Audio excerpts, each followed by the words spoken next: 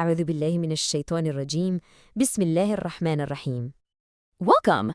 Have you ever just stopped and felt that our universe and even our own lives kind of move to a certain rhythm? A rhythm of opposites, beginnings and endings, joy and sorrow, all coming from one single source? That's exactly the harmony we're going to dive into today. So let's just start with this question. What if every high and every low, every single laugh and every single tear, what if they weren't just random things happening to us? What if they were actually two notes in the same beautiful, divine song? Our guide for this reflection is a truly breathtaking passage from the Qur'an. It's from the chapter of the star, or Surah An-Najm, and these verses, they just lay out the very nature of God's action through a series of really powerful poetic opposites. So it begins by setting the stage, telling us where everything is headed. To your Lord is the final end. And then right away, it hits us with these fundamental pairs of human life. It says, He is the one who makes us laugh, and He is the one who makes us weep. He gives death, and He gives life. You see the pattern? One single source for two totally opposite experiences. And that rhythm just keeps going. The verses talk about the creation of pairs, male and female, from something as simple as a single drop of fluid. And just as He's the one who starts life, it's also on Him to bring us back for that final return, the resurrection.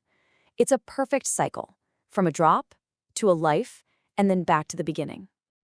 Now the camera kind of zooms out from our personal lives to the entire cosmos and all of history. It says, He is the Lord of Sirius. That's the brightest star in the sky, which, fun fact, some ancient peoples used to worship. The Qur'an is basically saying, no, that's just another part of my creation. And in the very same breath, it talks about His power over nations, over the rise and fall of whole civilizations.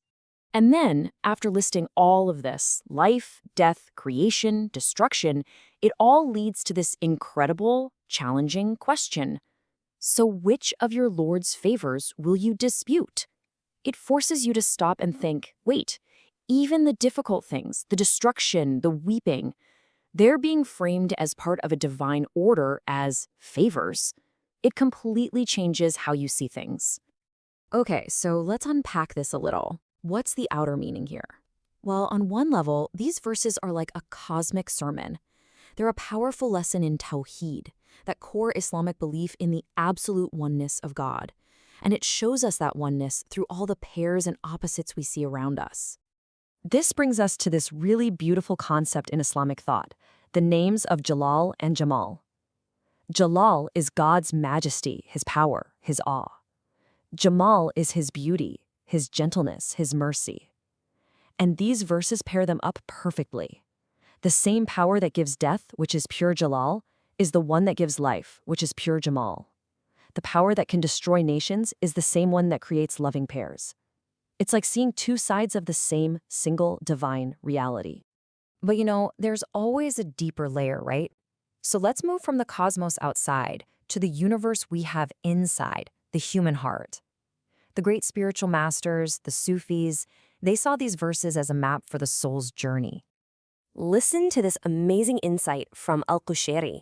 He says that laughter and tears aren't just feelings. In spiritual terms, laughter is the heart expanding. They call it bust, when it feels the closeness of God's beauty. And weeping, that's the heart contracting, or qabd, when it feels the heavy weight of God's majesty. Both are signs that the heart is alive and responding to God's presence. And the great Imam al-Ghazali, he takes it a step further and gives us the why. Why do we go back and forth between these states? He says it's for our own spiritual training. The joy is there to teach us gratitude. The sorrow and humility are there to teach us awareness and to keep us from getting arrogant. So every single emotional shift has a purpose for our growth. And this mystical take from Ayn al-Qudāt, wow, it can really change your perspective. He says that life and death is just another way of saying veiling and unveiling. So death isn't just the end, it's simply a change in what we're able to see. A veil is lifted. And that idea, it can transform our whole relationship with fear. So let's zoom out one more time, because this pattern, this rhythm of duality, it's not just in theology or mysticism. It's a pattern that echoes in the very fabric of our universe, in the language of numbers and even science. Okay, this is really fascinating. There's this ancient system called abjad, where every Arabic letter has a number value. Well, when you apply it to the key words from these verses, a wild pattern shows up. The word for laugh reduces to 6, which symbolizes motion. Weep and life both reduce to 5 for awareness and renewal. And death reduces to 10 for completion. You get this cycle, 6 to 5 to 5 to 10. It's like the very heartbeat of existence. Motion leading to awareness, leading to renewal, and finally completion and return. And look at how this same idea pops up in science. Physics is basically built on these complementary forces, matter and antimatter, expansion and gravity. Neuroscience has actually found that deep laughter and deep crying activate really similar parts of the brain. And of course, genetics has confirmed that we all begin from a drop, just like the Qur'an described 1400 years ago. It feels like science is just getting a glimpse of a truth that Revelation declared a long, long time ago. So, this is all really deep and beautiful, but the big question is, what does it mean for you and me, right here, right now? How do we actually live this truth? That's the most important part, bringing this universal rhythm into our own lives.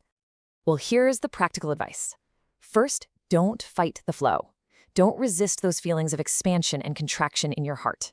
Try to see both the storm that feels like it's breaking you and the peace that comes after as just two different ways of being close to the divine. So when joy comes, you can say, Ya Mun'im, O bestower. And when loss comes, you can say, Ya Sabur, O patient one. The real goal in all of it is to train ourselves to look past the situation itself, good or bad, and see the giver who is behind it all. So let's bring all these thoughts together with a short, intimate prayer, a munajat. You are the smile behind my laughter and the witness of my tears. You hide in endings and rise again in beginnings. Between awe and mercy I wander, knowing both are you. O Lord of Sirius and my beating heart, let my every breath return to you. Amen. And so I'll just leave you with this one final thought to carry with you.